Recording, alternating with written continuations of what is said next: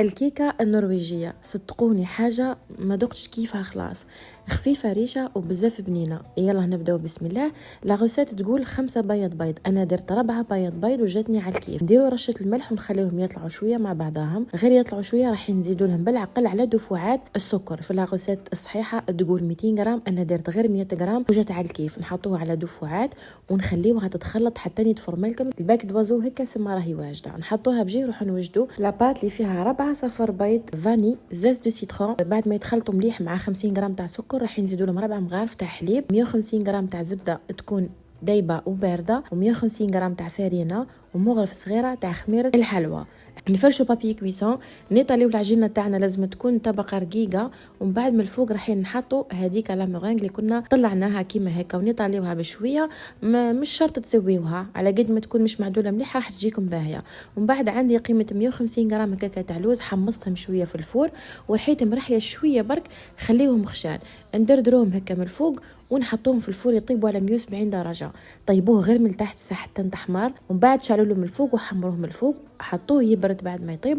ونروحوا نوجدوا الكريمه. هنا الكريمه انا درت 200 ملل تاع كريمه سائله و200 غرام تاع كريم باتيسير اللي تكون هذيك واجده الناس اللي عايشين في الطليان. هذا باش خدمت طلعت 200 ملل تاع كريمه سائله مع 2 مغارف كبار تاع سكر غلاس، وطلعت لا كريم باتيسير وحدها مع شويه حليب، ومن بعد خلطتهم مع بعضها. درت الكريمه تاعي بعد ما برد الكاطو، نحيو الجوانب شوفوا كيف ما خفيفه ومهويه، خليوها تحمر مليح من تحت، نقصوها على نص ونحطوا الكريمه كيما راكم تشوفوا فيها، نطاليوها ونزيدوا نحطوا من فوق الطبقه الثانيه. احنا قصيناه على زوز، حبيت نعته لكم كيف ما راكم تقدروا تهزوه نورمال. شوفوا الله يبارك في يدي بعد كيفاه قاعد يترعد وحده، تقول عليه غايمه. حاجه بزاف بنينه وسهله، وكيما قلت لكم تحبوا ديروا غير لا كريم شونتيي طلعوها وحدها، ديروا 200 غرام ولا 200 ملل، ولا تخلطوا 200 ملل تاع لا كريم ليكيد مع 200 غرام تاع لا كريم باتيسير. يقعد لكم الاختيار. لا كريم باتيسير ديروا اي نوع تحبوه، تتباع برا يعني تقدروا توجدوها، تلقاوها مكتوبه فيها في الباطه من لورا كيفاه